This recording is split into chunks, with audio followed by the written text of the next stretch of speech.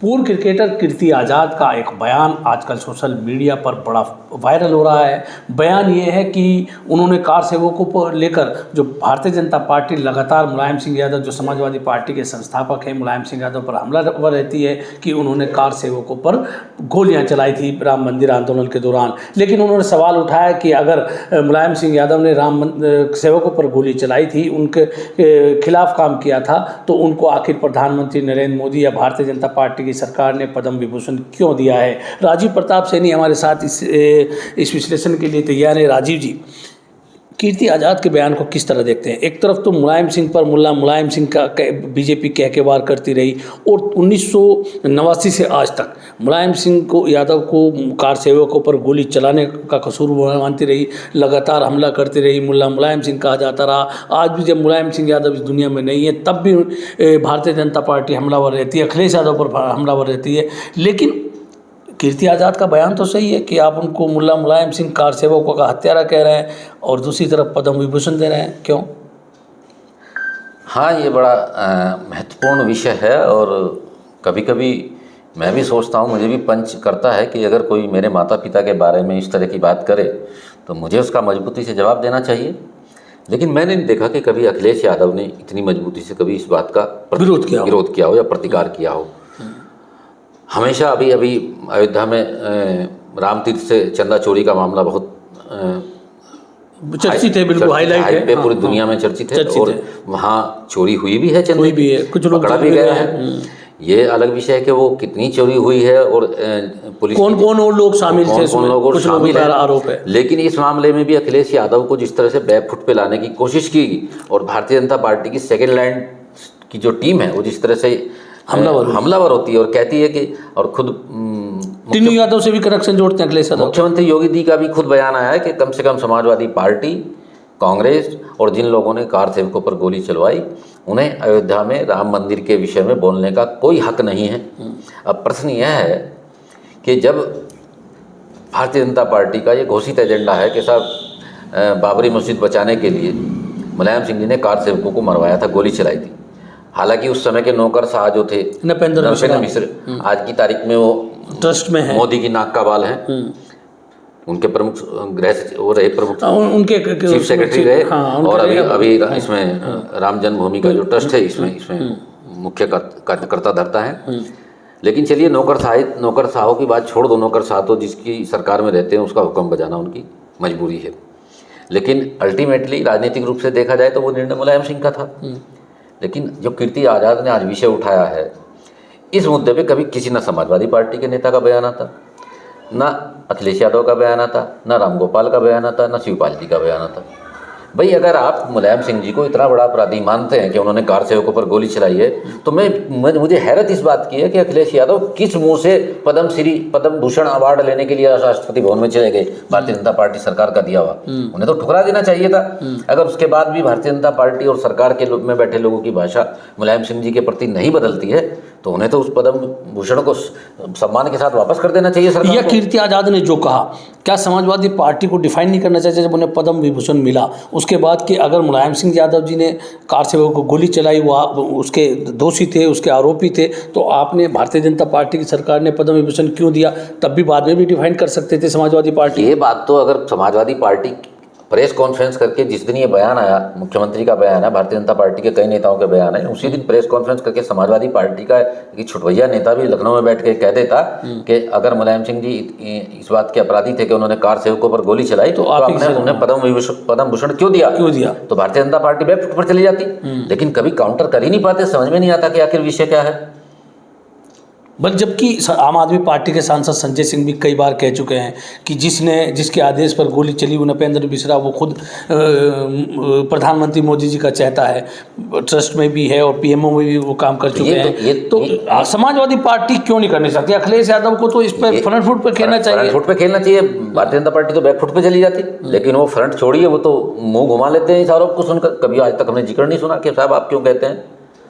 मुझे तो ऐसा लगता है कि उन्हें डर लगता है कि कहीं दोबारा से समाजवादी पार्टी की वही में जना बन जाए, जो पीडीए का वोटर उनके साथ जुड़ा है वो छिटक ना जाए उनसे। लेकिन अगर भाजपा मुलायम सिंह यादव पर हमलावर रहेगी, अखिलेश चुप रहेंगे, समाजवादी पार्टी चुप रहेगी, तो वो तो फिर छिटक सकता है।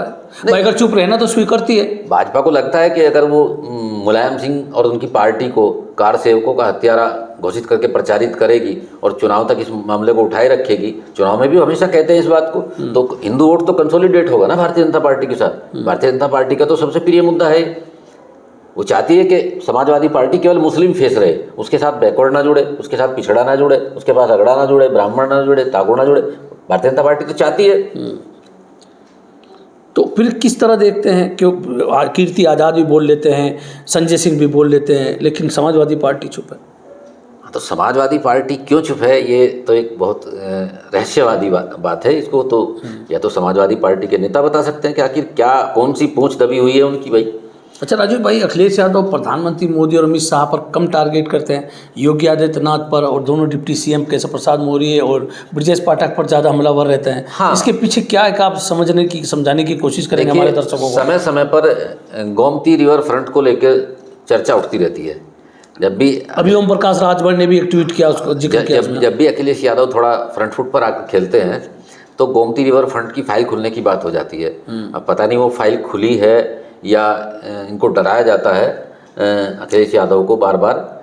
लेकिन बीच में ये भी एक चर्चा आई कि शायद राम गोपाल जी ने कोई गृह मंत्री से मिलकर कुछ अंडरस्टैंडिंग बनाई है। और ये पिछले आप भी महसूस करेंगे कि पिछले 8-10 साल में कभी भी ना लोकसभा में, ना लोकसभा के बाहर, ना लखनऊ में अखिलेश यादव या राम गोपाल जी ने अमित शाह या मोदी को लेकर डायरेक्ट कोई हमला बोला हुआ आज तक। अच्छा, प्रधानमंत्री नरेंद्र मोदी कहते हैं कि अखिलेश यादव चुपके से हमारी मदद करते थे। अखिलेश यादव जी का जो प्रिय सगल है वो उत्तर प्रदेश की जो घटनाएं होती हैं उनकी वीडियो देखते रहते हैं। वो कभी ब्रजेश पाठक पर तंज कसते हैं, कभी केशव मौर्य पर तंज कसते हैं और कभी मुख्यमंत्री पर पता नहीं एक वस्तु बताते हैं, वो कोई बिक रही है, कोई क्या गांजा वांजा करके बोल उसका कुछ नाम रखा है उन्होंने, उसे बार बार बोलते हैं। सबसे बड़ी दिक्कत तो है कि अखिलेश यादव जी के ट्वीट इतने रहस्यवादी होते हैं कि वो हमारे जैसे बुद्धिजीवी व्यक्तियों के भी सिर से उतर जाते हैं। वो सीधा अगर हमला भारतीय जनता पार्टी पर बोले, सरकार पर बोले, ऐसा थोड़ा ही है कि साहब मोदी जी अमित शाह के होने से राम राज्य आ गया है भारत में, वो उनसे गलतियां नहीं हो रही। उनसे तो योगी जी से तो ज़्यादा 10,000 ज़्यादा गलतियां केंद्र सरकार कर रही है, लेकिन केंद्र सरकार पर उनका कोई हमला नहीं है। तो जो कीर्ति आज़ाद ने कहा, जो संजय सिंह कह रहे हैं, क्या वो अखिलेश यादव को कहना चाहिए? आप क्या कहेंगे? मैं तो ये कहता हूँ कह देना चाहिए था। उन्होंने देर कर दी, बहुत देर कर दी। जिस समय सरकार ने पद्म भूषण देने की घोषणा की मुलायम सिंह यादव जी को, उन्हें तभी अपना स्टैंड क्लियर कर देना चाहिए था और सरकार से पूछते कि एक तरफ तो आप मेरे पिता का अपमान करते हैं, बार बार उन्हें हत्यारा बताकर, कहते हैं कार सेवकों पर गोली चलवाई। देखिए, राजनीति में पॉलिटिकल सिस्टम के तहत बहुत सारे राजनीतिक निर्णय ऐसे होते हैं कि उसमें प्रशासनिक और जो भी कार्रवाइयाँ होती हैं उसमें जनहानि हो जाती है। अभी मणिपुर का संदर्भ ले लीजिएगा, मणिपुर में कितना, तो क्या सारी हत्याओं के लिए अमित शाह जिम्मेदार हो गए, मोदी जिम्मेदार हो गए? तो कानून व्यवस्था बनाने के लिए कभी ना कभी सरकार को, प्रशासन को सख्त निर्णय लेने पड़ते हैं। वो चाहे अपने, भले ही उसमें उन्हें अपना राजनीतिक फायदा और नफा नुकसान दिख रहा हो, ये एक अलग विषय है। लेकिन एक विवाद का पटाक्षेप हो गया, बाबरी मस्जिद ढह गई, राम जन्मभूमि का सारी जमीन उस जगह की सारी सुप्रीम कोर्ट ने राम जन्मभूमि ट्रस्ट को दी थी। मंदिर बन के खड़ा हो गया, भव्य मंदिर बन गया भारतीय जनता पार्टी के अनुसार, सरकार के अनुसार, हिंदुओं के मन की इच्छा पूरी हो गई। तो आखिर मुझे समझ में नहीं आ रहा कि ये जो कलंक है ये कब तक ढोएगी समाजवादी पार्टी। तो अखिलेश यादव को इसको लेकर बोलना चाहिए। अखिलेश यादव ने पूरी समाजवादी पार्टी को फ्रंट फुट पर खेलना चाहिए आकर। और उनके पास मौका है कि अगर मुलायम सिंह यादव ने गोली चलवाई थी, मुलायम सिंह यादव ने कारसे पर गोली चलाई थी, तो आपकी सरकार ने उनको क्यों पुरस्कृत किया? ये तो ये बात होगी ना, एक हाथ से मुसाफा कर रहे हो, एक हाथ से टंगड़ी मार रहे हो, मुंह में राम बगल में छुरी, कि साहब आप आइए हमारे यहाँ तो हम आपका इलाज करेंगे। तो चूक गई समाजवादी पार्टी चूक रही है। दिक्कत यही है कि अखिलेश जी के बारे में कहा जाता है कि वो सुनते कम हैं। कई बार छोटे छोटे कार्यकर्ता भी बहुत अच्छी सलाह दे देते हैं। सही बात है, किसके मन में क्या है, कोई भी अच्छी सलाह दे सकता है। कोई भी अच्छी सलाह दे, जरूरी नहीं कि हमें सब बड़े नेताओं का ही बड़ा दिमाग चलता हो। कई बार छोटे कार्यकर्ता भी बहुत अच्छी सलाह देते हैं। और मेरा तो यही सुझाव है कि अखिलेश जी को अपने कार्यकर्ताओं से फोटो सेशन के बजाय इंटरेक्शन करना चाहिए, बातचीत करनी चाहिए, बातचीत करनी चाहिए, बी टीम बनानी चाहिए, सेकंड लाइन की टीम बनानी चाहिए, उनसे भी बात करें तो कम से कम कार्यकर्ताओं को कुछ तो रास्ता मिले। कोई ऐसा विषय है जो सीधे नहीं रख सकते तो किसी के माध्यम से किसी के माध्यम से रख दे, लेकिन वो सिस्टम है ही नहीं। तो ये थे राजीव प्रताप सैनी जिनसे हमने बातचीत की है, और सीधा सीधा इनका कहना है कि जो बात कीर्ति आज़ाद और संजय सिंह कह रहे हैं कि मुलायम सिंह यादव की सरकार में जब कार सेवक पर गोली चली तब मुख्यमंत्री ऑफिस में नपेंद्र मिश्रा अधिकारी के तौर पर थे, और वही नपेंद्र मिश्रा आजकल राम मंदिर ट्रस्ट में भी कहीं ना कहीं अपनी भूमिका निभा रहे हैं। खैर, मैं राशिद अली हूँ और हमारे साथ राजीव प्रताप सैनी थे। आपसे अनुरोध है कि आपको हमारा ये वीडियो कैसी लगी कमेंट बॉक्स में कमेंट करके जरूर बताइएगा। धन्यवाद।